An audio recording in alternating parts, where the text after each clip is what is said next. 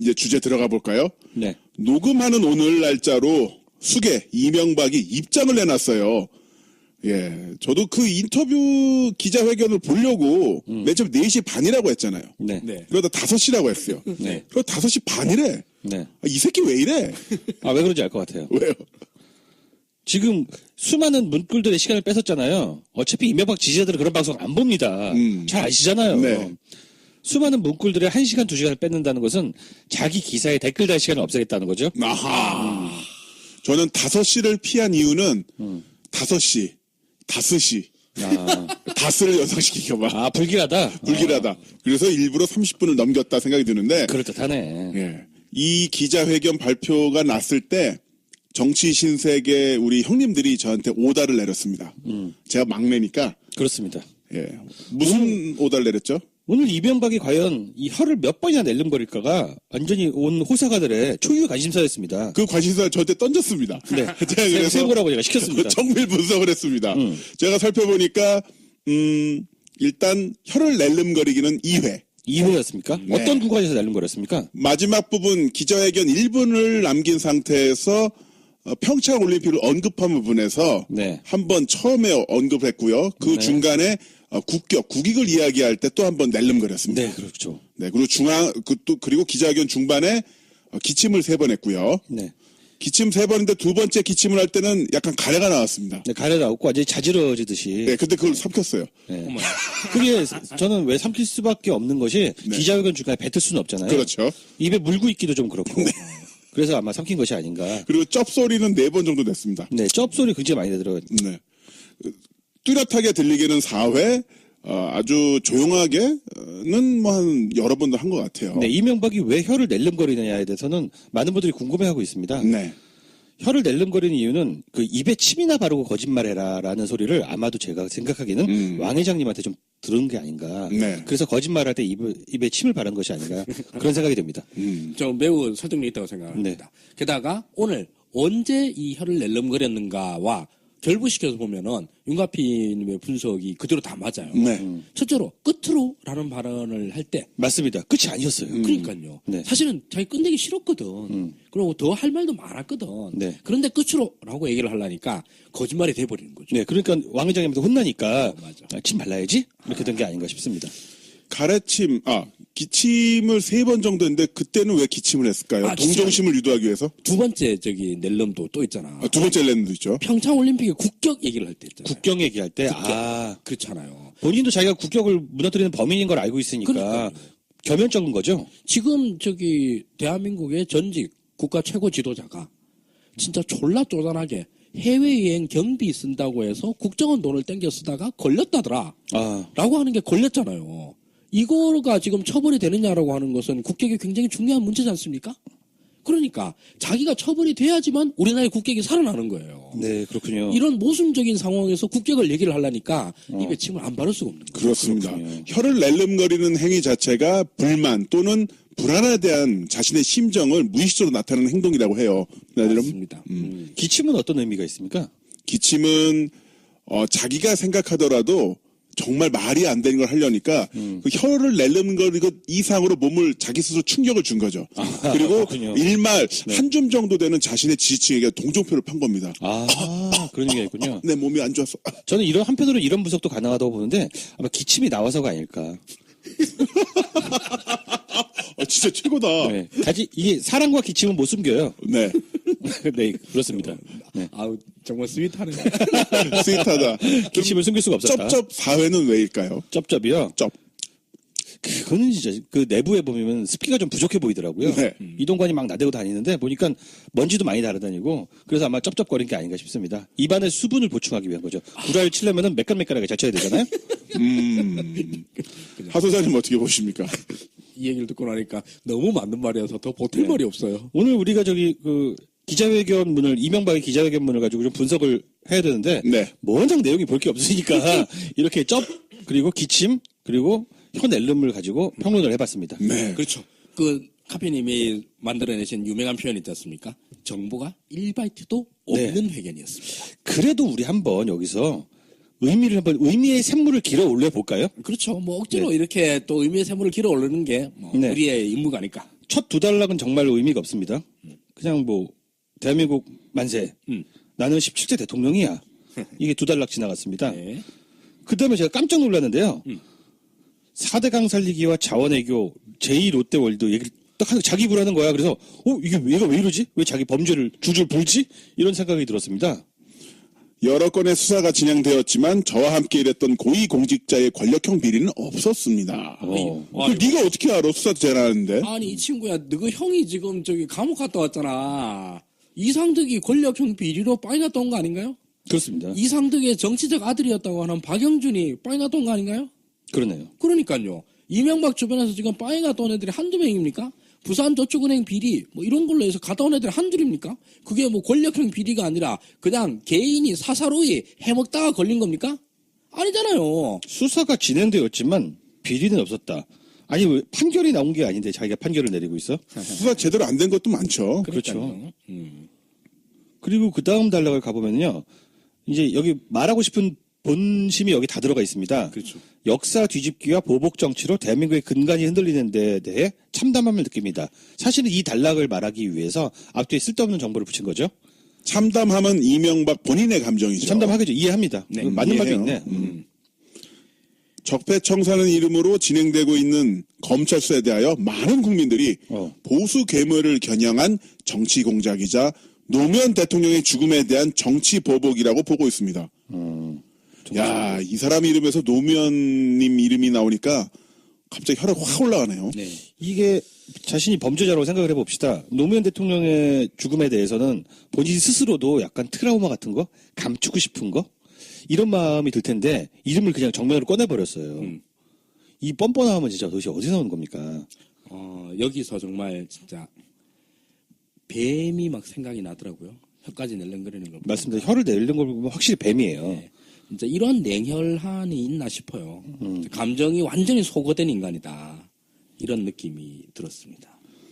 자, 그리고 저와 함께 일했던 이명박 정부 청와대와 공직자들에 대한 최근 검찰 수사는 처음부터 나를 목표로 하는 것이 분명합니다. 알고 있었네. 알고 있었네. 낭패네 이거 들켰네. 어떡하지? 어떡하냐? 잘 감췄는데. 아씨. 모를 줄 알았는데. 큰일 났네 이거. 지금 수사를 받고 있는 우리 정부의 공직자들은 모두 국가를 위해 헌신한 사람들입니다. 이 사람들이 특징이 국가와 자신을 동일시해요. 그렇습니다. 그곳이 그런 생각이 곳곳에 드러나고 있죠. 대한민국의 근간이 흔들린다라고 말합니다. 이명박이 흔들리는 거야 그냥. 그렇지. 이명박이 감옥 가는 거지. 이명박이 감옥에 가면 국가의 근간이 굳건히 서게 됩니다. 근데 너무너무 기분 좋은 멘트가 하나 있습니다. 제 재임 중 일어난 모든 일의 최종 책임은 저에게 있습니다. 맞아. 이걸 분명하게 인정하고 가면 됩니다. 모든 일의 최종 책임은 저에게 있다. 그러면서 더 이상 국가를 위해 헌신한 공직자들을 짜맞추기식 수사로 괴롭힐 것이 아니라 나에게 물어라. 이게 제 입장입니다. 자, 오늘 다룰 주제가 바로 이명박의 졸개들에 대한 이야기입니다. 이명박의 졸개들이 지금 줄줄이 소환을 받고 수사를 받고 있지 않습니까? 네. 근데 최종 책임이 누군지 물어보니까 지금 졸개들이 이명박 책임이라고 말을 하고 있습니다. 그래서 이명박이 지금 얘기한 기자회견은 동업 반복입니다. 네. 안 그래도 네 졸개들이 다 알아서 이명박 책임이야라고 말을 하고 있습니다. 그렇죠. 오늘의 주제는 바로 이명박의 졸개들. 충신은 누구고 현재 스코어지. 현재 스코어. 네네. 현재 스코어 그렇다는 얘기입니다. 네, 충신은 누구고 간신은 누구고 기회주의자는 누구고 변절할 놈은 누구고 요거를 한번 우리가 갈라치기를 해보려고 특집을 만들었습니다. 네, 그렇죠? 하지만 충신으로 나온 애들도 다 똑같은 놈들이라는 거. 그렇습니다. 형식상 결론을 분류에 내리고 형식상 분류. 자, 현재 이명박을 지금 교도소에 넣을 수 있는 큰 이슈가 두 개가 있죠. 국정원 특활비와 그 다스인데 김백준 전 총무기획관, 김진모 전 민정수석이 지난 16일 밤 모두 구속이 됐습니다. 네. 특히 김백준 씨는요, 이명박 전 대통령의 그 돈을 도맡아서 관리해온 사람이고, 집사죠, 집사. 예, 김 전 비서관은 국정원 특수활동비 5천만 원을 받은 혐의를 받고 있습니다. 본인은 그 인정을 하지 않고 있지만요. 자, 그래서 구속을 계기로 그 다수와 국정원 특수활동비 그 이명박을 향한 두 개의 검찰 수사가 이제 가속도를 낼 것으로 보이는데, 아까 윤가피 소장님 말씀해 주신 것처럼 이제 이명박의 충신과 간신들 한번 정리를 해볼까 해요. 네. 이 얘기를 하기 전에 먼저 명박의 졸개들의 카테고리를 좀 나눠보도록 하겠습니다. 명박이가 사람을 잘 안 믿어요. 네. 그죠? 믿는 사람만 씁니다. 그래서 좀 오래된 묵은 인맥들을 데려다가 범죄 행각에 크게 기용을 합니다. 일단은 현대 시절 인맥, 그렇죠. 그리고 소망교회 인맥, 그렇습니다. 서울시장 시절의 인맥, 대선 때 꾸준히 해준 캠프 인사, 그리고 형이 꽂아준 인물. 그리고 서울시장 시절의 인맥. 네. 대체로 이런 사람들을 쓰고 있습니다. 네, 그래서 한두 명씩 다 섞여 있으니까 한번 보시면 좋을 것 같습니다. 네. 자, 첫 번째 간신. 원세훈 전 국정원장입니다. 원세훈 전 국정원장은 저번 특집에서도 아주 높은 평가를 받았던 인물 아니겠습니까? 그렇습니다. 별 5개 인물이었는데요. 네. 간신으로 분류를 하셨네요. 예, 그렇습니다. 이 원세훈이가 그런 이야기를 했습니다. 김백준 전 총무기획관의 요구로 청와대의 그 특수활동비를 전용해서 조성한 2억 원을 보냈다라고 진술을 검찰에서 했어요. 특수활동비를 청와대에 보냈다. 2억 원을 누구에게? 보냈다. 김백준 전 총무기획관의 요구로. 그렇죠. 이 원세훈 전 원장 같은 경우는 자신의 불법 정치 관여 혐의에 대해서는 여전히 전면적으로 부인하고 있지만 아이고. 청와대 불법 자금 상납 의혹과 관련해서는 인정을 하고 있습니다. 자기는 잘못이 없고 네. 청와대 불법 자금 상납 의혹은 인정을 한다. 그렇죠. 아까 이명박이 시킨 대로네요. 시킨 대로 하고 있어요. 왜냐면 충신 아닙니까 충신? 충신을 해줄까? 원세훈이가 똥줄이 타거든. 원세훈은 일단은 그 국정원 댓글 사건을 그 3심 재판 받고 있고요. 네. 그리고 거기에 이어서 공영방송 장악, 보수단체 불법 지원, 여야 정치인 비방 공작, 뭐 이런 것들을 비롯해서요. 뭐 이와는 별도로 국정원 해외 공작금 200만 달러 사적 유용 사건, 도곡동 호화 안가 조성 의혹 저희가 지난번에 다뤘었죠. 네. 이거를 검찰이 완전 히 융단 폭격을 하였어요. 들들들들들 돕고 있으니까 진짜 알기 싫다. 자기 거는 아니에요. 전 그런 게 없어요. 그런 의도가 아니에요라고 하는데 야 이거 청와대 간 건 맞지? 아 그건 맞습니다. 아니 근데 저는 정말 진짜 원서를 열보고 난 다음에 어디 모자라는가 싶었던 게 청와대에 돈을 줬어요. 왜 줬냐? 그럼 뭐라도 핑계를 대야 될 거 아니야. 네. 그 핑계가 청와대에 기념품 사는데 돈이 모자라니까 국정원 돈을 줬어요. 이게 말이 제가 보니까 청와대 기념품이라는 게 세탁 방법론인 것 같아요. 그러니까 기념품은 그럼 나중에 어디로 가느냐? 사람들한테 나눠줬어. 그렇죠. 흔적이 안 남잖아. 그러니까 청와대 그 기념품이라는 게 나중에 핑계대기도 좋고 아하. 돈을 세탁하기도 매우 좋은 방법인가 하다. 이렇게 볼 수 있을 것 같습니다. 기념품 한다 그래서 명박의 시계 이걸 갖다가 왕창 샀어요. 명박이 시계를 2억 개를 사서 어디 갔어? 다 나눠줬는데? 없지. 지지자가 한둘이야? 뭐 이런 식으로 말하는 거죠. 아니면 흔히 말한 뭐 원가 부풀리기. 시계 원가는 뭐 5천 원인데 개당 뭐 10,000원씩 5만 원씩 해가지고 스케일 작다. 그렇게 해서 언제 다 팔어? 하나요. 그냥 버리는 거지 그 시계는. 그냥 한 1,000만 원 정도 파는 거지. 근데 그 핑계를 다 받아준다 손 치더라도 야 그래도 불법이야. 어차피 이렇게 불법이나 저렇게 불법이나 그러면 그냥 솔직하게 얘기해. 아예 명박이 주머니에 들어갔다는 것보단 좀 그래도 좀 덜 창피하잖아. 이 원세훈은 이명박이 서울시장 할 때 수도사업국장인가 하던 양반이잖아요. 그렇죠. 수도국장이 있어. 수도국장을 데려다 국정원장을 시키고 온갖 불법적인 일을 시키고 나중에 삥까지 뜯었어요. 근데 이 인간이 자기한테 검찰의 수사망이 올가매니까 이제 다 불고 있는데 어때요? 원세훈 전 국정원장 더 붉 게 있을까요? 지금 원세훈 입장에서는 이게 문제가 뭐냐 하면 국정원이 만약에 이명박한테 사적으로 쓰라고 돈을 줬다. 이렇게 되면 공금 유용이 아니라 뇌물이 돼요. 네. 이명박이 사적으로 쓰라고 돈을 준 게 되잖아요. 그러니까 이게 문제인 거야. 이것만큼은 피하고 싶은 거지. 그러니까 청와대 기념품 같은 소리를 하고 앉았는데 아하. 이게 명박이 주머니로 그냥 인마이 포켓이 됐다라는 게 되면은 명박이는 어이없게 원세훈한테 용돈 받다가 걸려가지고 형량이 추가되고 원세훈도 이게 뭐 국정농단 이거에다가 이거랑 뇌물이랑 또 완전히 다른 죄거든요. 네네. 그럼 형량이 그냥 그대로 갖다 붙는 거예요 이게. 그렇죠. 국고 손실도 들어가고. 이게 이제 실체적 경합이라 그래가지고 형량이 그냥 덜컥 더 갖다 붙어. 그럼 이게 뇌물죄는 형량이 또 엄청 세요. 또 뭐 얼마 이상이면 특가법 이래 돼가지고 어지간하면 5년 이상이 되거든요. 그럼 지금 원세훈도 지금 뭐 5년 10년 이러고 있는데 여기서 한 5년 더 받아봐요. 그럼 이제 살아서 나오기 힘들어요. 저도 지금 그 말씀을 드리고 싶었는데 앞으로 원세훈 행보는 이걸 생각하면 됩니다. 원세훈의 관심사는 이거예요.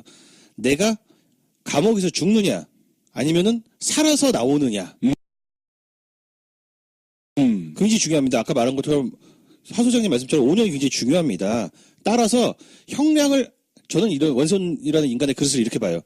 자기 형량 하루를 줄이기 위해서 이명박에 10년을 얹은 놈이다. 근데 이 간신들의 특징이 보면 보험을 드는 거예요. 네. 근데 얘는 정보기관의 수장입니다. 이명박이 시키는 거 하나하나, 목소리 하나하나, 메모 하나하나 다 갖고 있을 거라고.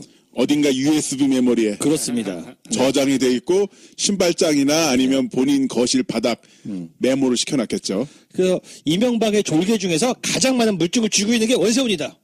그리고 쪼잔하기가 완전히 이명박급이다. 자기 하루 덜 살려고 이명박에게 10년을 때릴 수 있는 놈이다. 따라서 1등 간신이다.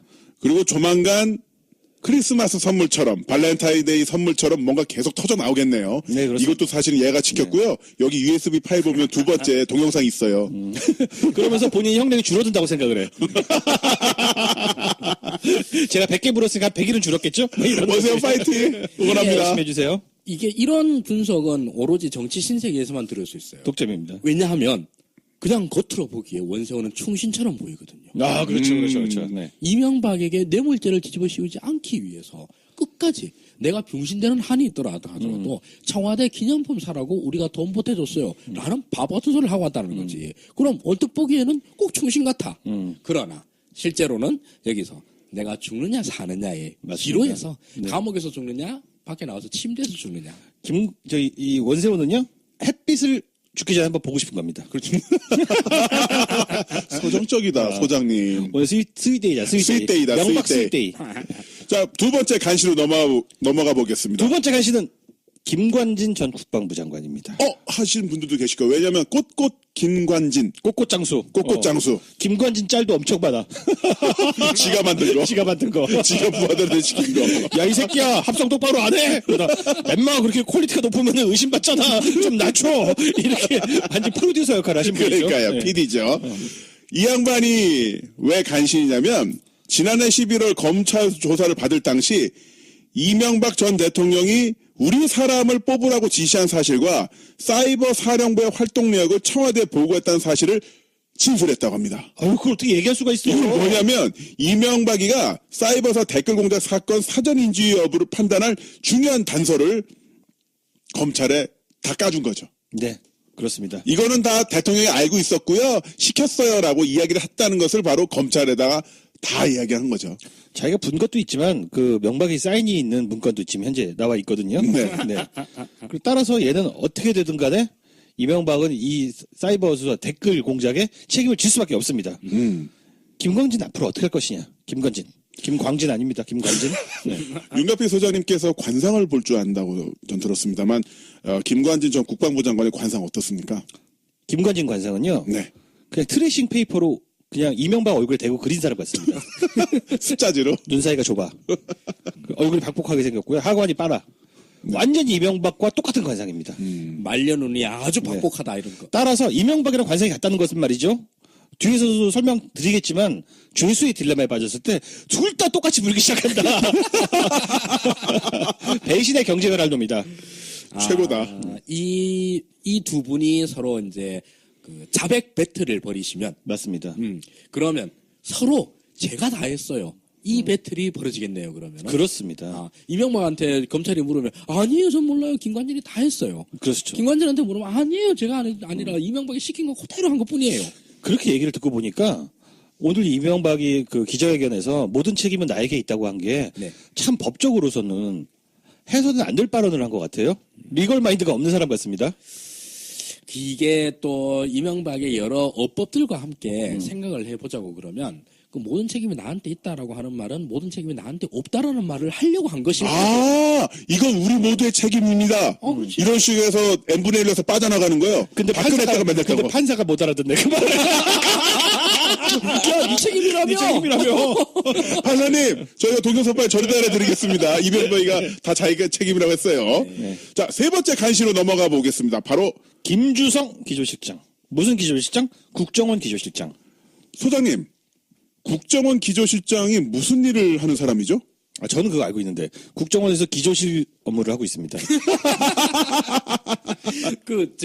국정원 기조실장이라 그러면 국정원장과 국정원장 밑으로 보이지만 실제로는 거의 다이다이나 마찬가지인. 그래요? 네. 왜냐하면 일단 얘가 예산권을 쥐고 있거든요. 사실 국가기관은 일을 할 때 예산으로 하기 때문에 이 예산권을 쥐고 있으면 사실은 거의 다 쥐고 있는 거나 마찬가지입니다. 아하. 그래서 기조실장은 엄청나게 중요하고 차라리 밖에 나가서 고생하고 다니는 1차장, 2차장 이런 애들보다 얘가 더 세다라고 얘기할 수도 있습니다. 그래서 국정원 기조실장과 국정원장은 갈등 관계에 놓이는 경우가 굉장히 많아요. 그렇습니까? 기조실장이 빠꾸가 빡이 돌아가지고 원장 저 새끼라는 피를 받으면은 하는 거 하나하나 예산 도장 안 찍어줘. 갈갈이. 갈갈이 그건 진짜 계속 열어놓고 이러면은 대책이 없는 거예요. 근데 그 김지성 씨, 이 사람은 서울시 출신의 원세훈처럼 국정원과 무관한 인생을 살아온 사람이더라고요. 아, 그렇죠. 이 양반 인생이 보면 정말로 공직과도 별로 관계가 없어요. 그냥 말 그대로 코롱그룹에서 네. 열심히 일한 사람이야. 그 코롱이 또 이명박 쪽 가게랑 또 관계가 있잖아요. 이상득 회장. 예, 이상득 회장. 거기에 눈에 들어와가지고 사실 이상득 라인으로 국정원에 꽂힌 거죠. 자, 그러면은 이 사람도 일정한 충성심을 기대하기는 좀 어렵네요. 형이 꽂은 사람인데. 이명박한테 대한 충성심은 사실 있을 사람이 아닌 거죠. 네. 이명박은 원세훈을 꽂았고 이상득은 김주성을 꽂은 거죠. 견제하라고 보낸 거네. 그렇죠. 그래서 서로 사이가 아하. 늘 안 좋았던 거예요. 아하. 이상득 코오롱 대표이사를 지냈을 때 코오롱 그룹에서 35년간 근무했던 부회장까지 올라갔던 전문 경영인을 국정원 기조실장에 꽂은 거죠. 아하. 야, 딱 이거 알겠다. 말도 안 된다 진짜. 예전에 이 양반 처음에 기조실장 됐을 때 신동아 인터뷰 같은 거 보면 와 정말 민간의 구조조정 어마어마한 전문가가 국정원에 들어가서 구조조정에 칼날을 해가지고 막 슬림화하고 조직을 갖다가 엄청 효율화시킬 거다 이런 얘기들이 쫙 나왔어요. 그러나 실상은 아까 얘기하신 대로 그대로죠. 이 사람도 한때는 그래도 이명박 충신 역할을 하긴 한 거잖아요. 아 당연히 그렇죠. 충신 역할을 하긴 했는데 더러운 충신 역할을 그렇죠. 했죠. 바로 우리는 그 설명할 필요가 없어. 이명박 충신은 다 더러운 짓이야. 뭐랬냐면 블랙리스트 작성을 주도를 했습니다. 아하. 네, 더러운 새끼죠, 진짜. 자, 근데 이 인물도 배신하기 시작했습니다. 이명박에 대한 불리한 증언을 하기 시작했는데요. 어떤 식으로 이야기를 했냐면은, 그 얘기예요. 2008년 이명박 정부 출범 직후 김백준 전 청와대 총무기획관이 국정원 직원에게 현금 2억 원을 받은 것으로 파악을 했는데요. 일단 검찰은요. 네. 근데 김주성 당시 국정원 기조실장은 첫 번째 상납 이후 이 전 대통령에게 대면 보고를 했다. 대면 보고를 했다. 라고 검찰에서 진술했습니다. 빼박, 끝났네. 게임 끝났어요. 예. 더군다나 이 당시 보고는 류익 전 대통령 실장이 주선했다고 이야기를 했는데 혼자 안 죽네? 근데 그렇죠. 근데 그러니까 류익 실장도 맞아요. 그런 자료는 있었어요라고 본인도 증언을 했어요. 빼박이네? 네. 시인한 거죠. 그리고 2010년 5월에도 재차 특수활동비 상납 요구가 있자 이거는 이명박 대통령님의 뜻이구나 추정을 하고 이제 건네줬다고 검찰 진술을 했죠. 아유, 골치 아프네. 이거 완전히 진짜 희대의 배신자네. 아까 하 소장님 말씀해 주신 것처럼 국정원 기조실장 어마어마한 권력을 갖고 있고 예산을 집행할 수 있는 인물인데 내가 대통령한테 줬어요라고 이야기를 했어요. 자, 이 양반도 캐릭터가 굉장히 복합적이에요. 이 동네의 간신은 그저 간신이 아니라 굉장히 이제 캐릭터가 풍부한 그런 간신들인데 이 김주성 씨도 봐요.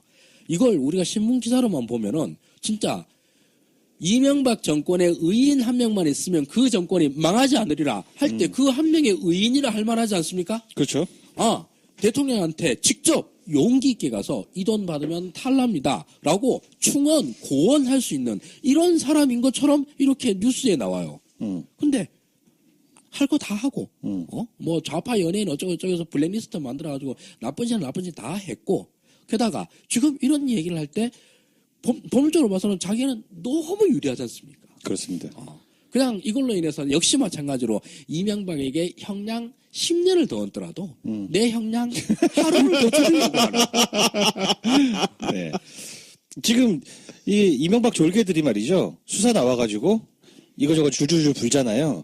근데 우리가 되게 안타까운 마음으로 지켜본 장면들이 몇 가지가 있는데 그러다가 그게 확실한 물증이 없어가지고 한 발자국 못 나가는 경우가 많지 않습니까? 근데 지금 거론한 사람들의 특징이 뭐냐면 정보기관 출신들이에요. 네. 확실한 의지를 갖고 본 겁니다. 자기 역량 줄이려고. 네. 따라서 빼박 증거들을 다 줄줄이 언론엔 나오지 않지만 가지고 검찰에게 형량을 딜하고 있는 것이 아닌가 예상할 수 있는 지점들입니다. 정확한 부분 짚어주셨죠. 정보기관 인물이 한때 자기가 모셨던 최고 통수권자, 통치자에 대해서 불리한 증언을 하는데 아무런 증거 없이 이야기하진 않겠죠. 그럼 뭐하러 그래? 그럼 20만 네. 잃고. 그러다 계속 자기만 저 사람들 입장은요 이거예요. 이명박이 감옥에서 썩어야 복수를 안 당해. 그런데 MB한테 20을 얻어서 뭐해요? 미안하잖아. 미안해서. 근데 저기 이런 말씀을 공개적으로 드리면 조금 우리한테 좀 해로울 수도 있지만서도요. 그 명박이한테 혼날 건 너무 걱정 안 하셔도 돼요. 명박이 살아서 나오기 힘들어요. 그러니까, 네. 아니, 여러분들이 이명박에게 얹은 짐은 뭐 1년, 2년, 3년이지만 그게 모이면 태산을 이룹니다. 이명박은 자기가 죽으면 자손한테 물려서 그 직역살이를 시켜야 되는 상황입니다. 만약 나오게 된다고 하더라도 뭐 20차 산업혁명 끝나고 언어가 바뀌어 있어, 언어가. 언어가 바뀌어 우리 있고. 근데 한글 안 써요. 한글 안 써. 키보드 입력할 때 머리로만 입력해 생각해서. 네, 지금 이야기들이 보면 이제 죄수의 딜레마를 연상시키는 이야기들이 많잖아요. 네. 네, 죄수의 딜레마에 대해서 간단하게 좀 설명을 드리면요.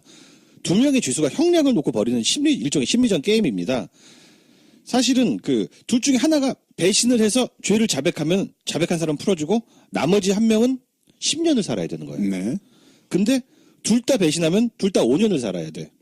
근데 둘 다 자백하지 않고 둘 다 안 했다고 버티면은 6개월만 살 수 있습니다. 자, 그러면 우리 영혼의 친구들인 정치신세계 멤버들이 감옥에 갔단 말입니다. 이런 경우에는 우리가 절대 안 했어요. 라고 할 것 같잖아요. 네. 하지만 이 이명박 졸개들은 정확히 서로가 서로를 했다고 하면서 10년씩을 살 인간들이라는 거죠. 그러면서 자백 배틀을 하고 있는데요. 그렇습니다. 응원합니다. 아, 열심히. 이게 이 죄수의 딜레마는 너무 유명한 이야기지 않습니까? 네. 이게 전 세계에 이 딜레마를 모르는 사람이 없어요. 네. 그래서 다들 여기서 자백을 안 하면 된다라는 걸 다 알아요. 네. 그리고 또 혹시나 이걸 갖다 까먹을까 봐서 명박에 계속 소집을 해. 니들 죄수에 되려면 알지? 그래 그거 뭐 병신같은 그런데 걔네들이 이명박을 제일 못 믿어. 야, 저 새끼가 날 챙겨줄까? 아니야. 내 생각에 그래서 이명박이 졸개들 막 설날에 회동시키고 막 그러잖아요. 네. 그러면 다 문신을 새겨주는 거. 팔뚝에다가 죄수의 딜레마를 잊지 말라. 메멘토. 근데 이게 또 명박이를 못 믿는 문제도 있지만서도 여기에 진짜 제일 치명적인 문제가 하나가 있어요. 이미 한 놈이 자백을 하면 그때는 줄줄이죠. 그때는 자백의 도미노 현상. 그렇지. 이때는 자백 안 한다고 개긴 놈만 완전히 확실하게 바보가 돼요. 네. 이미 국방부 장관과 그렇죠. 국정원장이 자백을 하고 있어요. 네. 네, 그렇습니다. 이게 죄수의 딜레마의 핵심이 뭐냐면은 서로 눈빛을 주고받을 수 있게 만들면은 모두가 가장 이익이 되는 선택을 할 텐데요. 그렇죠. 문제는 서로 눈빛을 주고받을 수 없다는 거예요. 그러니까 이건 일종의 사고 실험이잖아요. 네. 현실에서는 그게 어떻게 작용하냐면은 구속이라는 절차를 통해서 되는 거죠. 그래서 지금 줄줄줄이 부는 이 간신들의 특징은 눈빛을 주고받을 수 없는 공간으로 갔다. 네. 아니 네. 여기서는 조금 달라요. 여기서는 뭐냐면 검사가 알려줘요. 제가 불었다고. 아, 그러면 끝장이지. 제가 불었는데 네가 여기서 안 불면 니만 10년이다. 아마 이 방송 나가면 이 방송도 들려줄 것 같은데요. 야, 정치세계 너 이거 들어봐. 너 정치세계 니들 이름 나온다. 너 못 들어봤지? 크게 해줄까? 그러니까. 블루투스 스피커 연결해줄게 좀 들어봐 하면서. 네가 문신까지 새겼잖아. 죄수의 딜레마. 그럼 안 불면 최고 이익인데 한 놈이라도 불었으면 니만 좆된다. 그리고 일단 구속을 당하면요. 그 구속을 당하거나 검찰을 수사관, 검사랑 같이 그 수사실에서 마주보고 있으면은 변호사가 없거나 1대1로 얘기를 하잖아요. 그러면 내가 가장 의지할 수 있는 사람이 변호사가 아니라 검사가 돼요. 아, 그렇죠. 왜냐면 변호사는 내 편이긴 하지만 돈 때문에 나를 위해 싸우는 사람이고 네네. 내 운명을 좌지우지하진 못하잖아요. 그렇죠. 근데 검사는 내 운명을 좌지우지한다는 걸 내가 알고 있거든. 네. 그러니까 내가 의탁이 되고 어떻게 하면 저 사람한테 신용과 애정을 얻을 수 있을까? 내가 막 자세를 낮추게 된다니까요. 그렇죠. 이쪽에 그러니까 왜 이렇게 잘하고? 자, 김희중 전 부속실장으로 넘어갈까요? 바로 그 사람입니다. 바로 아까 그 사람. 말씀하셨던 검사님에게 사랑과 애정을 받기 위해 아, 모든 걸 다 바치신 바로 그분 김희준 부속실장님이십니다. 어떤 사람이죠, 김희중 씨? 먼저 저는 김희중이 뭐한 사람인지 사실 하나도 안 궁금한데 뒤에 나오는 직함 부속실장이라는 게 굉장히 중요합니다. 난 부속 그러면 부속고기밖에 잘 모르는데. 이 돼지 부속은 아니고 이 부속실장이라는 말은 진짜 말 그대로 개인 비서예요. 진짜 뭐 저기 오늘 집에 휴지 떨어졌는데 휴지 좀 사와 이런 얘기를 할 수 있을 만큼 이게 아주 친밀하고 그리고 관제까지 따라가가지고 오만 잔심부름 다 해주는 사람. 아, 그러니까 말 그대로 영혼의 친구만 부속실장을 할 수가 있어요. 그리고 이 제1부속실장이 대통령의 영혼의 비서인 거고 제2부속실장이 있거든요. 네. 이게 영부인의 아, 그렇죠. 아하. 네. 그래서 박근혜가 제1부속실장은 자기야. 근데 남편이 없는데 제2부속실장이 왜 있어? 그런데 제2부속실장이 있으면 좋지 뭐 해가지고 제2부속실장 만들어가지고 5만 국정농단을 또 다 하고 그랬었어요. 이명박이 살고 있는 집에서 화장실에 휴지가 떨어지면 마트 가서 대신 사온 사람. 그 정도죠. 그런 사람이 이 사람도 이제 뻘짓은 많이 하긴 했어요. 뭐 이전에 그 저축은행에서 뇌물 받았다가 1년 3개월 실형 받은 적도 있죠. 그러니까 영혼의 짝이지. 주인이랑 똑같잖아. 근데 이 김희중 전 부속실장이 증언했습니다. 네. 뭐라고 증언했냐? 국정원에서 자금을 받았다. 받았다. 이명박 전 대통령 내외의 해외 순방비 등으로 1억 원 가량을 받았다고 검찰에서 실토를 했습니다. 지가 받았다고 아니면 이명박이 받았다고? 받아서 넘겼겠죠. 아, 근데 문제는 지금까지 앞에 나왔던 거는 다 줬다였잖아요. 그렇죠. 근데 받았다는 사람이 나온 거예요. 어허. 퍼즐에 궤가 맞춰지기 시작합니다. 그럼 누구한테 받았냐도 나올 것이고. 그렇죠. 이게 이명박이 어지간해서 이렇게 나올 사람이 아니에요. 오늘 기자회견 하러. 근데 오늘 기어 나왔잖아. 근데 여태까지 이명박 측근들이 다 달려 들어가도 눈도 하나 깜빡 안 했을 거야. 자기 차례가 오니까 나온 거군요. 그렇죠. 자기 차례가 왔다라는 걸 확신하게 된 것은 김희중 때문이에요. 어허. 그렇군요. 왜냐하면 유일하게 받았다고 나온 사람이니까. 그리고 아까 얘기했다시피 영혼의 비서인 마트에서 휴지 사올 만큼 그렇게 친밀한 사람이 받았어. 엠보싱으로 사와 네, 이러면서. 그렇죠. 그게 잘 닦여 미시. 요즘은 내겹이야, 내겹. 내겸 휴지. 그럼 이 사람이 비서실장이 진짜 말 그대로 개인 비서가 돈을 받았는데 돈을 받았다고 검찰에서 얘기를 했어요. 그러면은 요까지 검찰에서 저기 신문에 나온 건 요까지야? 자기가 받았다. 그러면 그걸 받아서 내가 썼어요라고 뒤집어 쓰려고 이 얘기를 했겠어요? 아니면 이 돈 받아서 명박이한테 갖다 줬어요? 라고 얘기를 했겠어요. 제 생각엔 이렇습니다. 받아서 저기 이명박한테 준 것처럼 이 형량도요. 받아서 이명박한테 준 겁니다. 형량 소스. 아니 비서가 자기가 먹으면 돈이야? 갖다 줘야지 주인한테. 네. 그래서 10년을 갖다 줬다는. 그래서 네. 실제로 구속도 안 되고 아마 기소도 안 될지도 몰라요. 이건 정말 좋은 샘플이네요. 검찰한테 가서 성실하게 있는 대로 고하면은 너는 멀쩡하다. 실제로 그렇게 인터뷰를 했습니다. 네. 검찰 수사를 받고 나오면서 들어가기 전이 아니라 받고 나오면서 뭐 사실 이해했습니다. 짤막하게 이해하고 본인은 집으로 갔어요. 집으로 갔어. 근데 다른 사람은 구속영장 떨어졌죠. 이것 자체가 검찰이 그린 하나의 빅픽처 큰 그림입니다. 봐라. 일단 다 토스하면 일단 집으로는 보내줄게. 네. 그리고 이분은 이미 깜빵에 한번 갔다 왔거든. 네. 그 외로움과 적적함을 알아. 다시 들어가기 싫은 거야. 그렇군요. 족같아 이러면서 나 씨발 가기 싫어 이러면서. 아니 우리 보고 군대 2번 가라고 그래봐. 그러니까 나는 순우경도 배신해. 팔까. 새돌이 팔자. 그렇죠. 이 죄수의 딜레마를 완전 박살내줄 수 있는 인물이 김희중이고 네. 이명박을 완전히 공포에 질리게 만들어서 기자회견 하러 나오게 만드는 인물도 김희중이고. 이거 진짜 날카로운 해석인 게 이 김희중 전 부속실장의 검찰 수사에 대해서는 아주 짤막하게만 코멘트가 있습니다. 단신으로만 대부분의 언론들이 보도를 했거든요. 근데 하 소장님이 지금 이렇게 코멘트를 해주시니까 이 사람 때문에, 이 인간 때문에 이명박이가 기어 나왔구나. 이 추론이 가능해지는 거예요. 오늘 왜 이렇게 다들 기분이 좋아? 몰라. 조금만 좀 다운시키자. 너무 좋아하고 있잖아요. 방송이 잘 안 된다.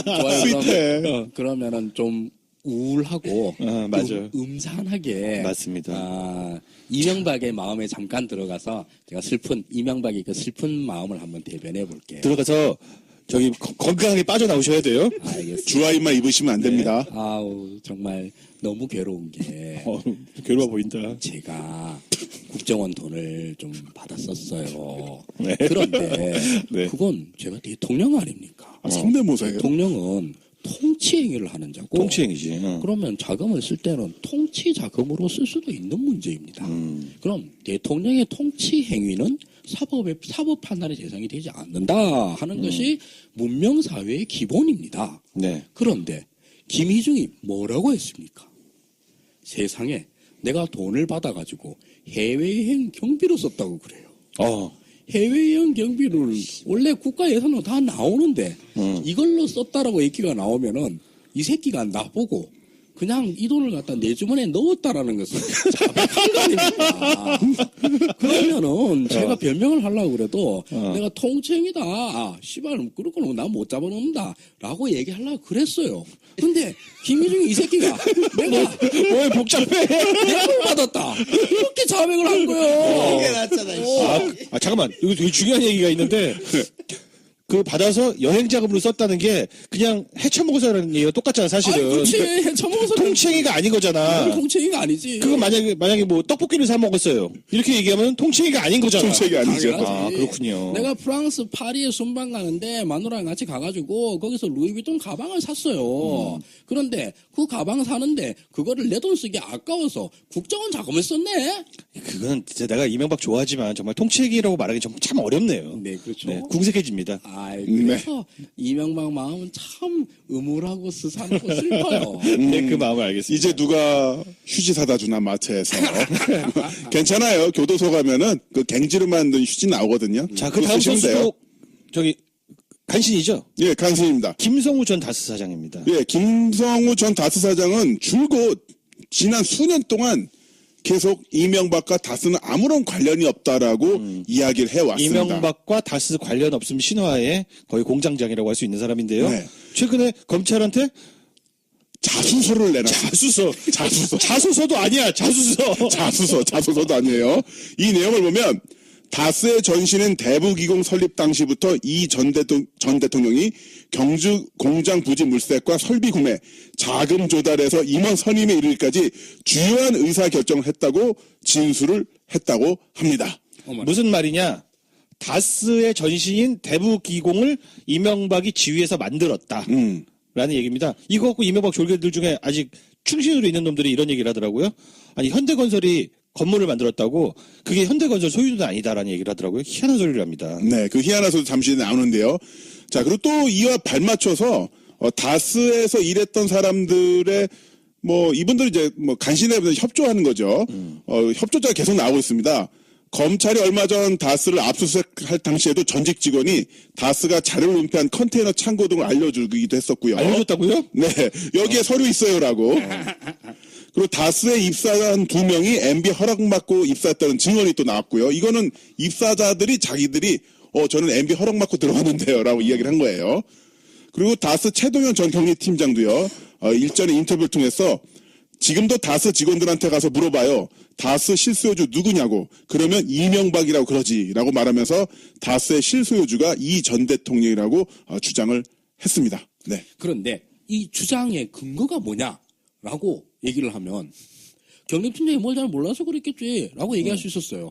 그런데 이 주장의 근거를 다스의 현 사장이 잘 다 읊어버렸네. 그런데 제가 보기엔 다스 입사자 2명이 MB 허락받고 입사했다는 것도 MB가 지나가다가 얘들 쓸만하네 이렇게 얘기한 거예요. 하면은 빠져나갈 수가 있는 어떻게 그렇죠. 보면 좀 약간 빈약한 근거들인데 다스 사장이 그렇다니 이건 사장이 대박이네. 아니 공장 부지를 이명박이 했는데 그럼 실소유주가 공장 부지를 하지 지나가는 이명박이 뭐하러 그걸 해요. 사실 저 같은 경우는 이제 다스가 이명밖에 아니라고 막 주장을 하고 싶은데요.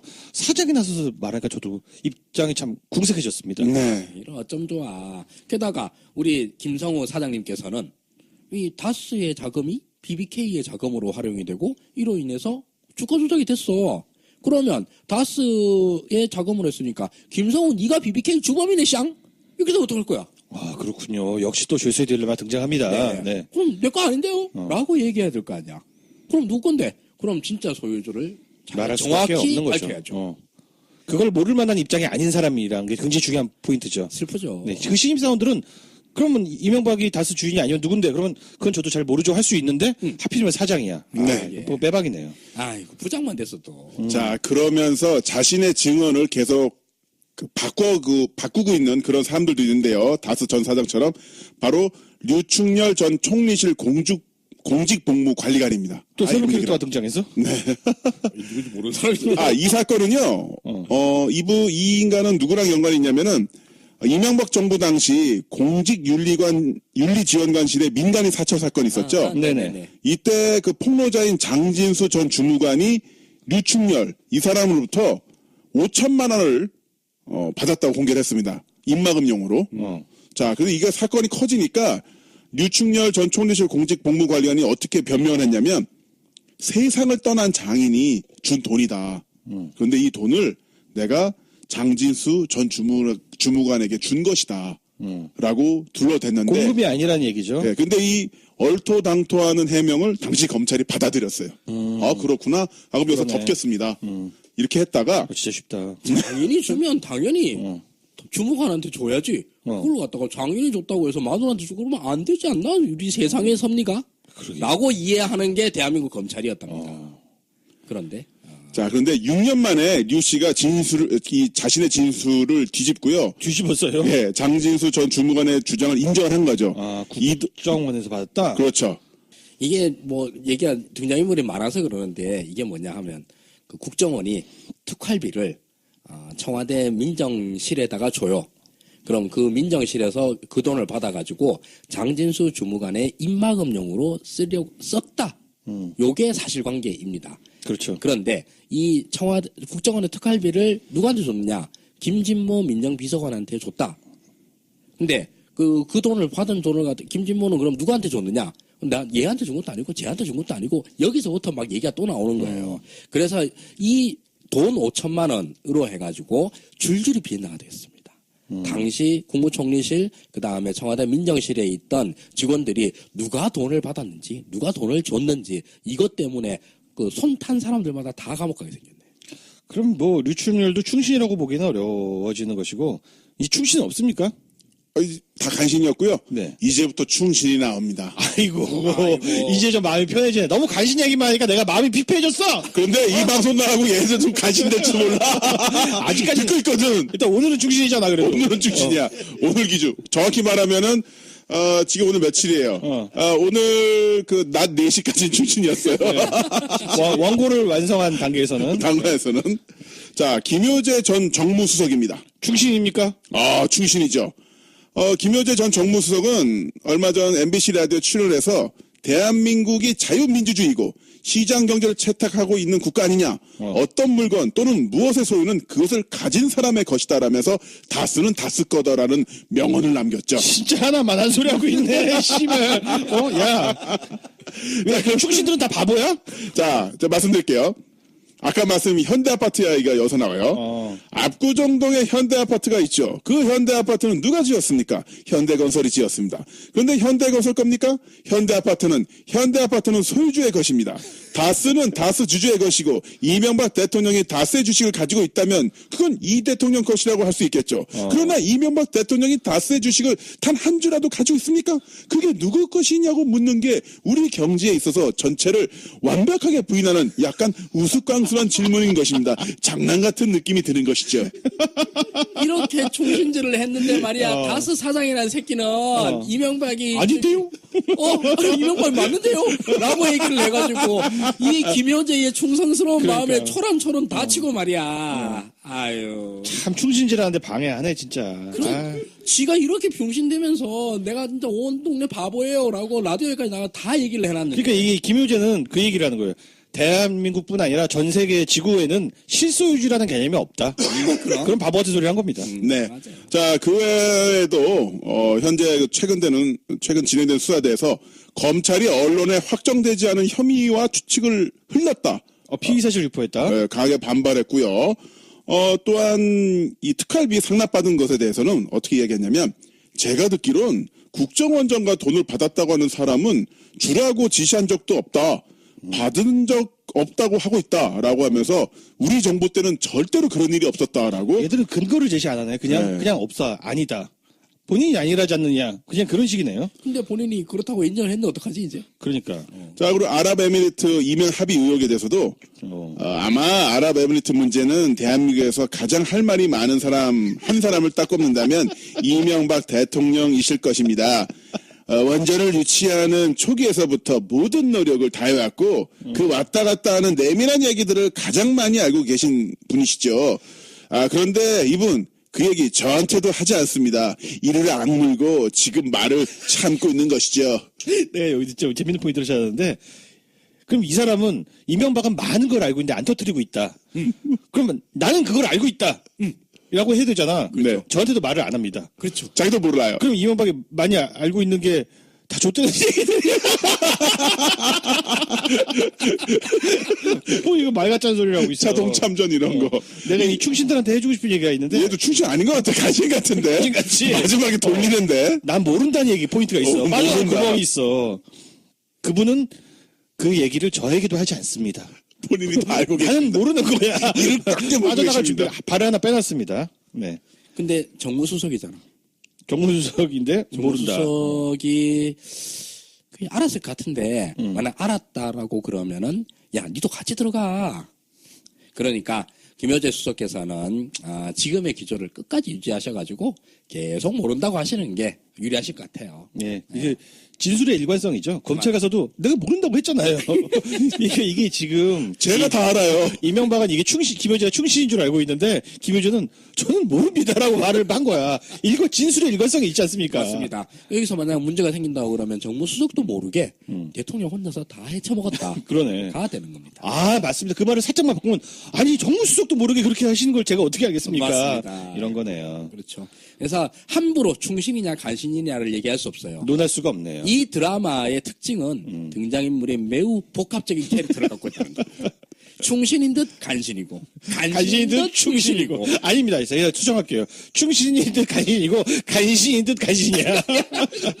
오늘 두 분 너무 신나신 거 아니에요? 왜 이렇게 기분이 좋지? 맥주 한잔 하고 야, 있습니까? 정말 MB정부 충신 한 명만 있으면 저 MB정부의 멸망을 피할 수 있을 텐데 그 의인 한 명이 없네. 없네. 자, 의인의 가능성이 있는 인물이 있습니다. 또 후보가 있습니까? 바로 김백준 전 청와대 기획관인데 바로 어제 구속영장 집행돼서 끌려 들어갔죠. 끌려 들어갔는데도 아직도 충신질을 하고 있어요? 현재까지 그렇습니다. 그래요? 근성 있다. 네. 김 전 기획관 같은 경우는 국정원에 그 돈을 유혹으로 해서 2008년 4월과 2010년 7월 각각 2억 원씩 모두 4억 원을 받았다고 검찰이 보고 있는데요. 아까 그 기념품 이야기 나왔었잖아요. 네. 바로 이 사람입니다. 김백준 전 청와대 기획관이 청와대에서 기념품을 사야 하는데 돈이 부족하다라고 이야기를 하면서 국정원 예산관들에게 돈 달라고 이야기를 했고요. 국정원 예산관들은 바로 저 사람이 저한테 지시를 했어요. 목소리가 그 사람 목소리예요라고 이제 진술을 했습니다. 거기에 대해서 김 전 기획관은 어떻게 이야기했냐면은 국정원 자금은 기조실정을 통해 집행되는데 2010년 당시 원세훈 전 원장이 직접 예산관에게 지시했다는 점은 상식 밖의 일이다라면서 방어노를 쳤어요. 네, 그러니까 이게 원래 라인이 아니다 이야기를 하고 있는데 알다시피 아까 지난번 저희가 원세훈 전 국정원장이 어떤 사람인지 다 이야기를 했잖아요. 네. 그렇죠. 예, 자기 집에 물 산다고 구조원 요원 부르고 가정부 아주머니 혼내는데 국정원 요원들 쓰고 그런 사람인데 당연히 이런 거 무시했겠죠. 청와대 기념품을 사야 돼서 돈이 모자라요. 그래서 국정원 특활비를 쓸게요. 그런데 꼭 10,000원짜리 현찰로 주세요. 그렇습니다. 현금이 필요했어요. 꼭 국정원이 특활비를 현금으로 받았다는 점에서 우리 그 충신인 듯 보이는 분들의 어떤 공통된 특징들이 보이고 있습니다. 저는요 느낌 쎄한데요. 어, 이 사람 충신 아닙니다. 간신입니까? 간신일 가능성이 높습니다. 빠져나갈 구멍을 또 만들어놨네요. 역시 이 MB 라인 사람들은 문장을 정확히 봐야 됩니다. 자, 원장이 예산관에게 지시했다는 점도 상식 밖의 일이다. 이게 나중에 소환되잖아요? 상식 밖의 일이 일어나네? 아니, 상식 밖의 일을 내가 어떻게 알아? 나도 몰랐어. 나도 몰랐어. 몰랐다는 얘기를 하는 겁니다. 앞서 그 기조실장이랑 같은 거네요. 저기 정무수석이랑 김여재랑 네, 얘들 다 입 맞췄어, 벌써. 이 인물은요. 제가 진짜 정말 충신이라고 강력히 추천드리고 싶습니다. 누굽니까? 이재호. 이재호 충신이지. 예. 충신이지. 최고의 충신이죠. 일단은 라디오 인터에서 이렇게 이야기를 했습니다. 지금 이명박 대통령을 표적으로 해놓고 기획 수사를 해서 결국은 정치 보복으로 가는 건데 그게 댓글하다 안 되니까 다스 건드리고 다스 건드려도 또 딱 떨어지지가 않으니까 국정원 건드리고 이 과정이 좀 석연치 않죠. 이재호가 인터뷰에서 한 말인데요. 이것뿐만 아니라 또 엄청난 주장을 하기도 했습니다. 제가 이런 이야기를 한번 들었습니다. 제가 취임 전 2년 동안 외국 나갔다가 들어와 특임장관을 할 때였어요. MB가 청와대 운영은 청와대 돈으로 해야지 일체 어떤 외부로도 절대 돈 받지 마라. 이렇게 얘기하는 걸 들었습니다. 아마 대통령 씨발! 내가 이걸 잊게 하기 위해서 아마 대통령이 돈 문제에 대해서 결벽증이 있을 것이다. 이명박이 돈 문제에 결벽증이 있답니다. 결벽증 있긴 있어요. 모든 돈은 이 세상의 모든 돈은 다 내 돈이라는 결벽증. 돈이 남의 주머니에 있으면은 참지를 못해. 그러면서 이대로 가면 전쟁이다 이런 이야기도 했죠. 네. 왜냐하면요. 지금 어쨌든 간에 이명박 정권이 5년 동안 정권을 잡았는데 그 5년 동안에 그 지난 정권에 대한 일들을 한두 가지를 알고 있지 않겠습니까? 모르는 것 같은데? 그러나 국민화합과 통합을 위해서 정치보복 같은 인상을 안 주니까 과거에 아는 것도 많이 있을 거고 덮어놓은 것도 있을 거고 여러 가지가 있지 않겠습니까? 그런데 이 정권이 박근혜 정권이 자꾸 부패를 뒤지는 거야. 그거 당연하지만 지난 정권에 없는 거를 억지로 이명박 대통령을 잡아가려고 자꾸 그런 걸 만들어내고 언론 동원하고 검찰 동원하고 검찰 수사하고 그러면은 전쟁이 나잖아. 전전 정권과 전전전 정권 싸움이 될 수도 있고요. 검찰과 문재인 정권은 완전히 곤란한 지경에 빠지는 거죠. 그게 패싱되는 거죠. 그리고 문정권 없어지고 이명박 정권이 다시 살아. 이런 거 왜 시켜? 이재호가 보니까 허경영급까지 갔네. 네. 이 정도 돼야지 한 당의 당수가 될 수 있는 겁니다. 그렇습니다. 대선 후보급이죠. 대선 후보급. 맞습니다. 마음 표를 못 얻으신 게 약간 안타깝긴 합니다만은. 더 킬링 포인트가 뭔지 알아요? 뭡니까? 바로 며칠 전에 청와대 참모들끼리 모여서 청와대 참모들끼리 모여서 20명 이상이 모여서 회의를 했거든요. 네. 거기에 갔냐고 물어보니까 저는 그건 청와대 참모들끼리 모이는 거니까 저는 가지는 않았는데 그렇게 모였다는 이야기는 들었습니다. 안 불러줘서 못 갔어. 청와대 참모끼리만 가는 장소였다. 네. 저라면은요 여기 못 갔으면 진짜 불안할 것 같아요. 그렇죠. 그쵸? 왜 안 불렀을까? 그러게. 왜 안 불렀을까? 야 이건 네가 한 거고 저건 네가 한 걸로 하자. 근데 자리에 없는 사람이죠. 이게 만약에 그 동장을 뽑는 자리란 말이 봅시다. 반상회에 안 나온 사람이 동장 되는 거예요. 이게 청와대 참모들이 모이는 자리에 안 나갔다. 그러면 이재호가 다 뒤집어 쓰겠네. 그러게. 그리고 녹음 일자 오늘 있었던 그 이명박 기자회견장에도 이재호는 없었어요. 아 그래요? 이재호 느낌 쎄하네. 제가 보기에는 충신이 맞습니다. 이명박이 처음으로 충신간별사. 네 확실히 충신이 맞습니다. 이명박이 얘라면 뒤집어 씌워도 장세동처럼 버텨줄 것이다라는 확신이 있는 것 같습니다. 부르지도 않는 거야. 끝나고 나면은 이제 수사가 어느 정도 마무리될 때쯤 되면은 이재호한테 뭐 이것저것 뭐 다 얹어가지고 네. 여기 나오는 사람들보다 그때 이재호 전 장관님께서 전화를 주셨었는데 머리 끈적끈적거리면서 자 전화번호 알려드려요 이러면서 이재호 전 장관님 메일 주소 여기 있는데 네. 이거 한번 찾아봐요 이러면서 자 그러면 충신이 3명입니까? 충신 후보가? 충신 후보는 3명인데 일단은 2명은 탈락을 했고요. 윤갑희 소장님께서 간별해 주셨죠. 네. 충신 간신 간별사, 네. 충신 간별사 8단 윤갑희 소장님, 이재호 의원 전 장관께서 유일한 충신으로 일단 인정을 해드릴까 합니다. 박수 한번 드립시다. 끝까지 함께 하세요. 여기 충신 났다, 충신 났어. 약간 슬픈 점이 있습니다. 이재호 의원께서 전 의원께서 충신이 되는 데는요. 자기가 충신이 되는 게 아니라 남들이 충신을 만들고 있잖아요 지금. 아 그러네요. 충신 당했네. 뭐야? 충신이 수동태야. 충신 당하다. 나는 충신이 되어버리고만 이렇게 되는 거죠. 충신이 되어버린 충신 당한 사나이. 그 비동사다기 PP. 근데 이재호는 요즘 팟캐스트도 나가고 그러더라고요. 지금 우리가 누가 충신이네 간신이네 하면서 굉장히 복합적인 캐릭터들을 얘기를 했지 않습니까? 그런데 이 드라마에 그야말로 순수하게 완벽하게 충신 캐릭터가 한 명이 등장했습니다. 아, 그래요? 네, 이 사람은 재론의 여지가 없습니다. 무조건 간신의 요소가 0이에요. 어허. 100% 순수한 충신 그 자체예요. 그 이름이 바로 김성태. 김성태. 이분이 그 오늘 뉴스공장에 나가셔서 어마어마한 폭로를 하셨지 않습니까? 제대로 프레임을 만들었죠. 그렇죠. 청와대가 이전 정부 노무현 정부 때 특활비를 받아서 북한에다가 퍼줬다더라. 북한에 퍼졌다. 자, 그것도 몇 조래 이걸 퍼줬다고 합니다. 자, 그러면 이 발언은 뭐 이걸 갖다 뭐 이게 뭐 맞네 마네 이런 얘기를 할 필요도 없잖아. 너무 수준 낮은 예, 얘기니까. 그건 됐고. 자, 이 발언의 의미는 첫째, 김성태가 순수한 의미의 충신임을 완벽히 증명해요. 왜냐하면 이거는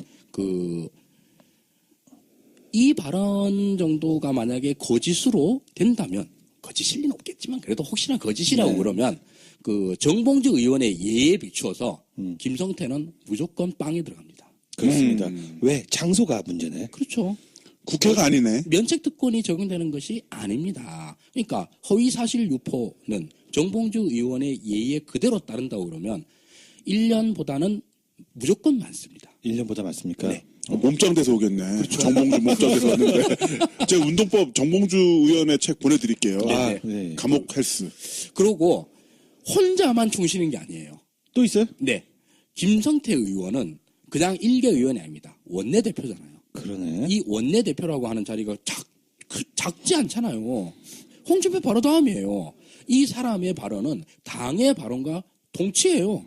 그러면 자유한국당 전체를 이명박의 호위부대로 그냥 쫙 둘러 쳐버렸다는 거예요. 좋겠네. 이거 어떡하냐. 이제 자유한국당은 뒤로 물러설 곳이 없어져 버렸어요.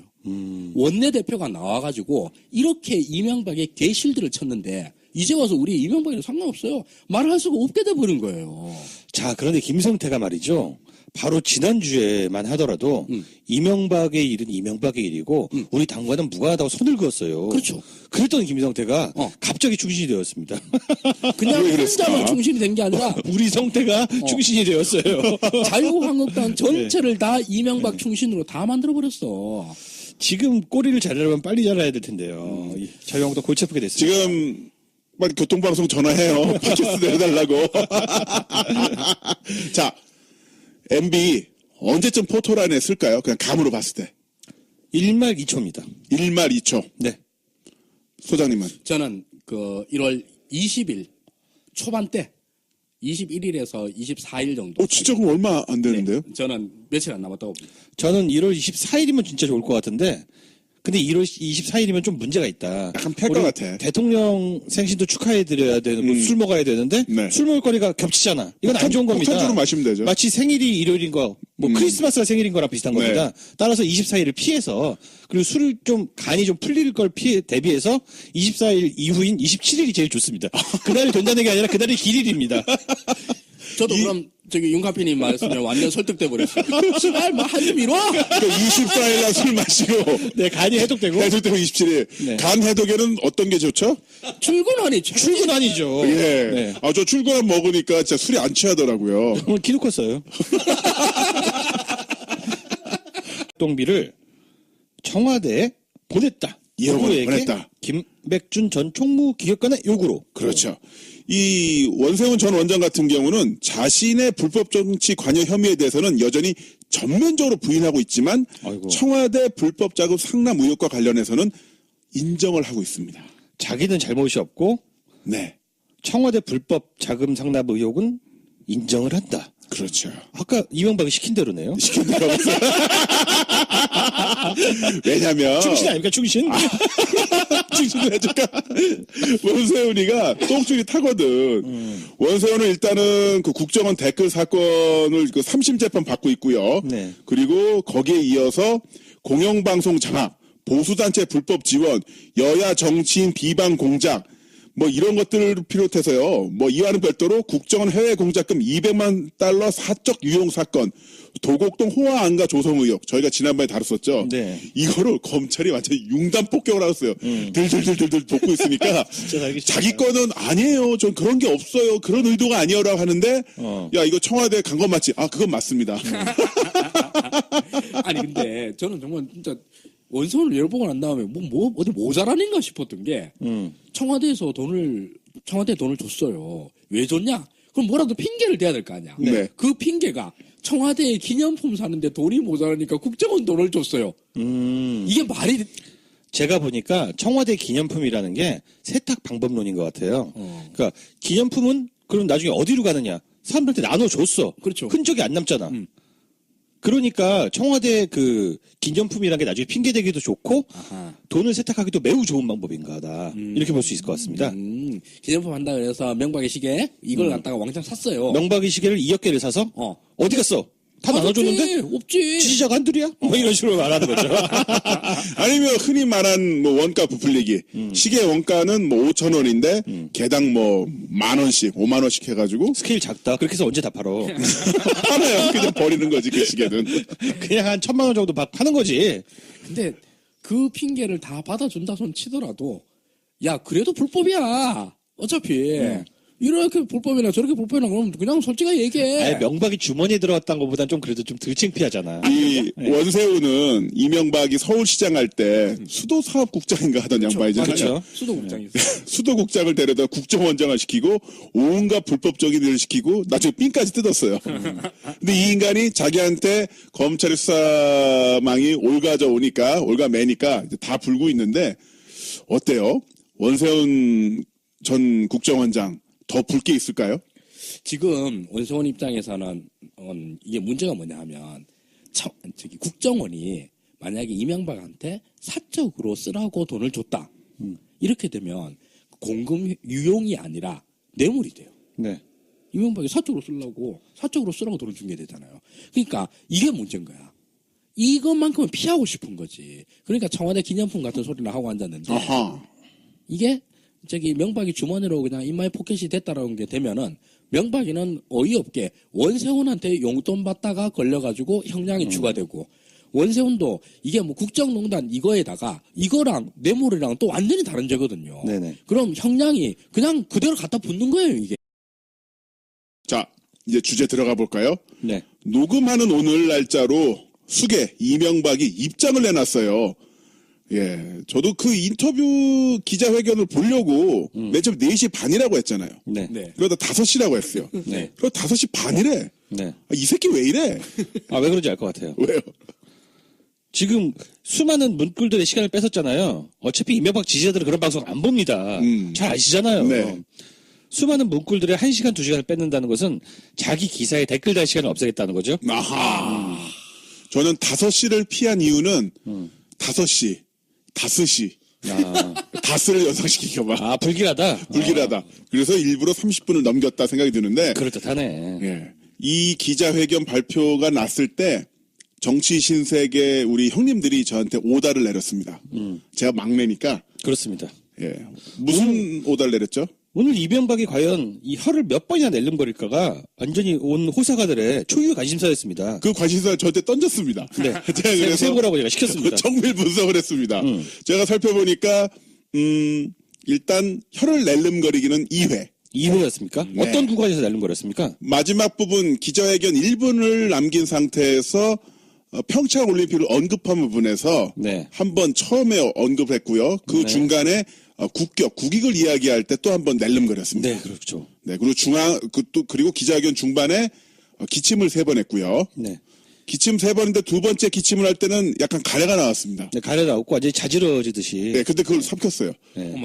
그게 저는 왜 삼킬 수밖에 없는 것이 기자회견 중간에 뱉을 수는 없잖아요. 그렇죠. 입에 물고 있기도 좀 그렇고. 그래서 아마 삼킨 것이 아닌가. 그리고 쩝소리는 4번 정도 냈습니다. 네, 쩝소리 굉장히 많이 내더라고요. 네. 뚜렷하게 들리기는 4회, 아주 조용하게는 뭐 한 여러 번도 한 것 같아요. 네, 이명박이 왜 혀를 낼름거리느냐에 대해서는 많은 분들이 궁금해하고 있습니다. 네. 혀를 낼름거리는 이유는 그 입에 침이나 바르고 거짓말해라라는 소리를 아마도 제가 생각하기는 왕 회장님한테 좀 들은 게 아닌가. 네. 그래서 거짓말할 때 입에 침을 바른 것이 아닌가. 그런 생각이 듭니다. 좀 매우 설득력 있다고 생각합니다. 게다가 오늘 언제 이 혀를 낼름거렸는가와 결부시켜서 보면은 윤가피님의 분석이 그대로 다 맞아요. 네. 첫째로 끝으로라는 발언을 할 때 맞습니다. 끝이 아니었어요. 그러니까요. 네. 사실은 자기 끝내기 싫었거든. 그리고 더 할 말도 많았거든. 네. 그런데 끝으로라고 얘기를 하려니까 거짓말이 돼버리는 거죠. 네, 그러니까 왕 회장님도 혼나니까 맞아. 침 발라야지 이렇게 된 게 아닌가 싶습니다. 기침을 3번 정도 했는데 그때는 왜 기침을 했을까요? 동정심을 유도하기 위해서? 두 번째 낼름도 또 있잖아. 두 번째 랜드 있죠. 평창 올림픽의 국격 얘기를 할 때 있잖아요. 국경 얘기할 때 그렇잖아요. 본인도 자기가 국격을 무너뜨리는 범인인 걸 알고 있으니까 그러니까요. 겸연쩍은 거죠. 지금 대한민국의 전직 국가 최고 지도자가 진짜 졸라 쪼잔하게 해외여행 경비 쓴다고 해서 국정원 돈을 땡겨 쓰다가 걸렸다더라. 라고 하는 게 걸렸잖아요. 이거가 지금 처벌이 되느냐라고 하는 것은 국격이 굉장히 중요한 문제지 않습니까? 그러니까 자기가 처벌이 돼야지만 우리나라의 국격이 살아나는 거예요. 네, 그렇군요. 이런 모순적인 상황에서 국격을 얘기를 하려니까 입에 침을 안 바를 수가 없는 거예요. 그렇습니다. 혀를 낼름거리는 행위 자체가 불만 또는 불안에 대한 자신의 심정을 무의식적으로 나타내는 행동이라고 해요. 맞습니다. 기침은 어떤 의미가 있습니까? 기침은 네. 그렇죠. 국고 손실도 들어가고. 이게 이제 실체적 경합이라 그래가지고 형량이 그냥 덜컥 더 갖다부터. 그럼 이게 뇌물죄는 형량이 또 엄청 세요. 또 뭐 얼마 이상이면 특가법 이래 돼가지고 어지간하면 5년 이상이 되거든요. 그럼 지금 원세훈도 지금 뭐 5년 10년 이러고 있는데 여기서 한 5년 더 받아봐요. 그럼 진짜 살아서 나오기 힘들어요. 저도 지금 그 말씀을 드리고 싶었는데 앞으로 원세훈 행보는 이걸 생각하면 됩니다. 원세훈의 관심사는 이거예요. 내가 감옥에서 죽느냐 아니면은 살아서 나오느냐. 굉장히 중요합니다. 아까 말한 것처럼 하 소장님 말씀처럼 5년이 굉장히 중요합니다. 따라서 형량을 저는 이런 원세훈이라는 인간의 그릇을 이렇게 봐요. 자기 형량 하루를 줄이기 위해서 이명박에 10년을 얹은 놈이다. 근데 이 간신들의 특징이 보면 보험을 드는 거예요. 네. 근데 얘는 정보기관의 수장입니다. 이명박이 시키는 거 하나하나, 목소리 하나하나, 메모 하나하나 다 갖고 있을 거라고. 어딘가 USB 메모리에 그렇습니다. 저장이 돼 있고 신발장이나 아니면 본인 거실 바닥 메모를 시켜놨겠죠. 그 이명박의 졸개 중에서 가장 많은 물증을 쥐고 있는 게 원세훈이다. 그리고 쪼잔하기가 완전히 이명박급이다. 자기 하루 덜 살려고 이명박에게 10년을 때릴 수 있는 놈이다. 따라서 1등 간신이다. 그리고 조만간 크리스마스 선물처럼 발렌타인데이 선물처럼 뭔가 계속 터져 나오겠네요. 네, 그렇습니다. 이것도 사실은 얘가 지켰고요. 여기 USB 파일 보면 두 번째 동영상이 있어요. 그러면서 본인이 형량이 줄어든다고 생각을 해요. 제가 100개 물었으니까 100일은 줄었겠죠? 원세훈 파이팅! 응원합니다. 열심히 해주세요. 이게 이런 분석은 오로지 정치 신세계에서만 들을 수 있어요. 독점입니다. 왜냐하면 그냥 겉으로 보기에 원세훈은 충신처럼 보이거든요. 그렇죠. 네. 이명박에게 뇌물죄를 뒤집어 씌우지 않기 위해서 끝까지 내가 병신되는 한이 있더라 하더라도 청와대 기념품 사라고 우리가 돈 보태줬어요. 라는 바보 같은 소리를 하고 왔다는 거지. 그럼 얼뜻 보기에는 꼭 충신 같아. 그러나 실제로는 여기서 내가 죽느냐 사느냐의 기로에서 감옥에서 죽느냐 밖에 나와서 침대에서 죽느냐. 이 원세훈은요, 햇빛을 죽기 전에 한번 보고 싶은 겁니다. 그렇죠. 소정적이다, 소장님. 오늘 스윗데이다, 스윗데이다, 명박 스윗데이. 스윗데이. 자, 두 번째 간시로 넘어가 보겠습니다. 두 번째 간신은 김관진 전 국방부 장관입니다. 하시는 분들도 계실 거예요. 왜냐면 꽃꽃 김관진. 꽃꽃장수. 꽃꽃장수. 김관진 짤도 엄청 많아. 지가 만든 거. 지가 만든 거. 지가 부하들한테 시킨 거. 야, 이 새끼야, 합성 똑바로 안 해! 그러다, 엠마, 그렇게 퀄리티가 높으면 의심받잖아. 좀 낮춰! 이렇게, 완전 프로듀서 역할을 하신 분이죠. 그러니까요, 네. PD죠. 이 양반이 왜 간신이냐면, 지난해 11월 검찰 조사를 받을 당시, 이명박 전 대통령이 우리 사람을 뽑으라고 지시한 사실과 사이버 사령부의 활동 내역을 청와대에 보고했다는 사실을 진술했다고 합니다. 아유, 그걸 어떻게 얘기할 수가 있어? 이건 뭐냐면 이명박이가 사이버사 댓글 공작 사건 사전 인지 여부를 판단할 중요한 단서를 검찰에 다 까준 거죠. 네, 그렇습니다. 이거는 다 대통령이 알고 있었고요. 시켰어요라고 이야기를 했다는 것을 바로 검찰에다가 다 이야기한 거죠. 자기가 분 것도 있지만 그 명박이 사인이 있는 문건도 지금 현재 나와 있거든요. 네. 그리고 따라서 얘는 어떻게 되든 간에 이명박은 이 사이버 수사 댓글 공작에 책임을 질 수밖에 없습니다. 김건진 앞으로 어떻게 할 것이냐. 김건진. 자, 그리고 저와 함께 일했던 이명박 정부 청와대와 공직자들에 대한 최근 검찰 수사는 처음부터 나를 목표로 하는 것이 분명합니다. 알고 있었네. 알고 있었네. 낭패네, 이거. 들켰네. 어떡하지? 어떡하냐. 잘 감췄는데. 모를 줄 알았는데. 큰일 났네, 이거. 지금 수사를 받고 있는 우리 정부의 공직자들은 모두 국가를 위해 헌신한 사람들입니다. 이 사람들이 특징이 국가와 자신을 동일시해요. 그렇습니다. 그곳이, 그런 생각이 곳곳에 드러나고 있죠. 대한민국의 근간이 흔들린다고 말합니다. 이명박이 흔들리는 거야, 그냥! 그렇지. 이명박의 감옥 가는 거지. 이명박의 감옥에 가면 국가의 근간이 굳건히 서게 됩니다. 근데 너무너무 기분 좋은 멘트가 하나 있습니다. 제 재임 중 일어난 모든 일의 최종 책임은 저에게 있습니다. 맞아. 이걸 분명하게 인정하고 가면 됩니다. 모든 일의 최종 책임은 저에게 있다. 그러면서 더 이상 국가를 위해 헌신한 공직자들을 짜맞추기식 수사로 괴롭힐 것이 아니라 나에게 물어라. 이게 제 입장입니다. 자, 오늘 다룰 주제가 바로 이명박의 졸개들에 대한 이야기입니다. 이명박의 졸개들이 지금 줄줄이 소환을 받고 수사를 받고 있지 않습니까? 네. 근데 최종 책임이 누군지 물어보니까 지금 졸개들이 이명박 책임이라고 말을 하고 있습니다. 그래서 이명박이 지금 얘기한 기자회견은 동어 반복입니다. 네. 안 그래도 네 졸개들이 다 알아서 이명박 책임이야라고 말을 하고 있습니다. 그렇죠. 오늘의 주제는 바로 이명박의 졸개들. 충신은 누구고 현재 스코어지. 현재 스코어. 네네. 현재 스코어 그렇다는 얘기입니다. 네, 충신은 누구고 간신은 누구고 기회주의자는 누구고 변절할 놈은 누구고 요거를 한번 우리가 갈라치기를 해보려고 특집을 만들었습니다. 네, 그렇죠? 하지만 충신으로 나온 애들도 다 똑같은 놈들이라는 거. 그렇습니다. 형식상 미리 결론을 분류에 형식상 분류.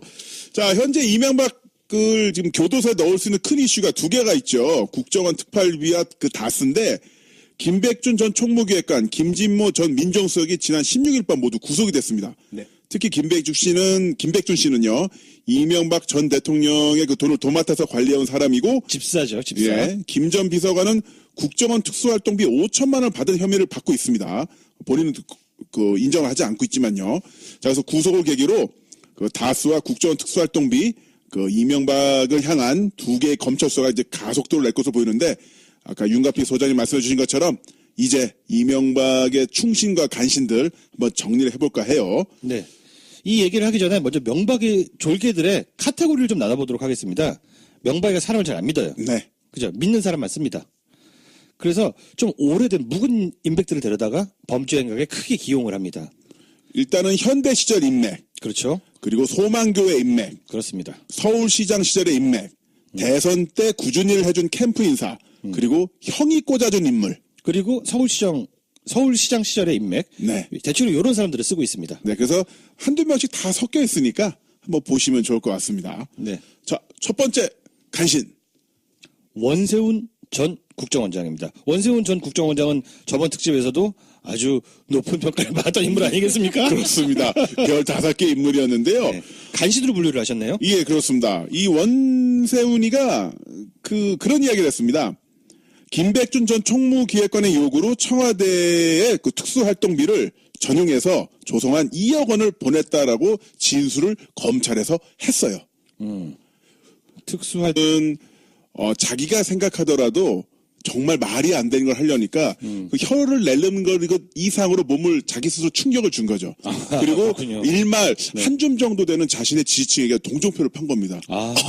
그런 얘기가 있군요. 내 몸이 안 좋았어. 저는 한편으로 이런 분석도 가능하다고 보는데 아마 기침이 나와서가 아닐까.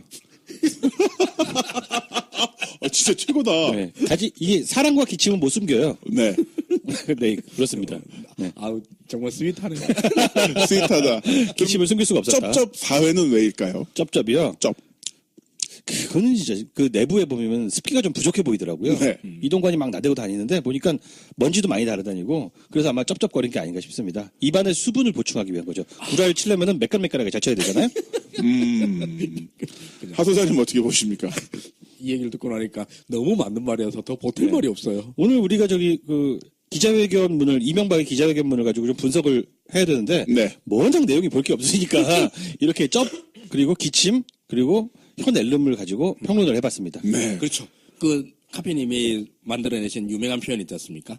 정보가 1바이트도 없는 회견이었습니다. 그래도 우리 한번 여기서 의미의 샘물을 길어 올려 볼까요? 그렇죠. 뭐 억지로 이렇게 또 의미의 샘물을 길어 올리는 게 뭐 네. 우리의 임무가 아닐까. 첫 두 단락은 정말 의미가 없습니다. 그냥 뭐 대한민국 만세. 나는 17대 대통령이야. 이게 두 단락 지나갔습니다. 네. 그 다음에 제가 깜짝 놀랐는데요. 4대강 살리기와 자원외교 제2롯데월드 얘기를 딱 자기 부라는 거야. 그래서 이게 얘가 왜 이러지? 왜 자기 범죄를 줄줄 불지? 이런 생각이 들었습니다. 여러 건의 수사가 진행되었지만 저와 함께 일했던 고위공직자의 권력형 비리는 없었습니다. 그걸 네가 어떻게 알아? 수사 제안하는데. 아니 이 친구야, 너그 형이 지금 저기 감옥 갔다 왔잖아. 이상득이 권력형 비리로 빵이 갔다 온 거 아닌가요? 그렇습니다. 이상득의 정치적 아들이었다고 하는 박영준이 빵이 갔다 온 거 아닌가요? 그러네요. 그러니까요. 이명박 주변에서 지금 빵이 갔다 온 애들이 한두 명입니까? 부산저축은행 비리 뭐 이런 걸로 해서 갔다 온 애들이 한둘입니까? 그게 뭐 권력형 비리가 아니라 그냥 개인이 사사로이 해먹다가 걸린 겁니까? 아니잖아요. 수사가 진행되었지만 비리는 없었다. 아니 왜 판결이 나온 게 아닌데 자기가 판결을 내리고 있어? 수사 제대로 안 된 것도 많죠. 그렇죠. 그리고 그 다음 단락을 가보면요. 이제 여기 말하고 싶은 본심이 여기 다 들어가 있습니다. 그렇죠. 역사 뒤집기와 보복 정치로 대한민국의 근간이 흔들리는 데 대해 참담함을 느낍니다. 사실은 이 단락을 말하기 위해서 앞뒤에 쓸데없는 정보를 붙인 거죠. 참담함은 이명박 본인의 감정이죠. 참담하겠죠. 이해합니다. 네, 맞는 말도 이해해요. 있네. 적폐청산은 이름으로 진행되고 있는 검찰 수사에 대하여 많은 국민들이 보수 괴물을 겨냥한 정치 공작이자 노무현 대통령의 죽음에 대한 정치 보복이라고 보고 있습니다. 야, 이 사람 이름에서 노무현님 이름이 나오니까 갑자기 혈압 확 올라가네요. 네. 이게 자신이 범죄자라고 생각을 해봅시다. 노무현 대통령의 죽음에 대해서는 본인 스스로도 약간 트라우마 같은 거 감추고 싶은 거 이런 마음이 들 텐데 이름을 그냥 정면으로 꺼내버렸어요. 이 뻔뻔함은 진짜 도대체 어디서 나오는 겁니까? 여기서 정말 진짜 뱀이 막 생각이 나더라고요. 혀까지 낼름거리는 거. 맞습니다. 혀를 내리는 걸 보면 확실히 뱀이에요. 네. 진짜 이런 냉혈한이 있나 싶어요. 감정이 완전히 소거된 인간이다. 이런 느낌이 들었습니다.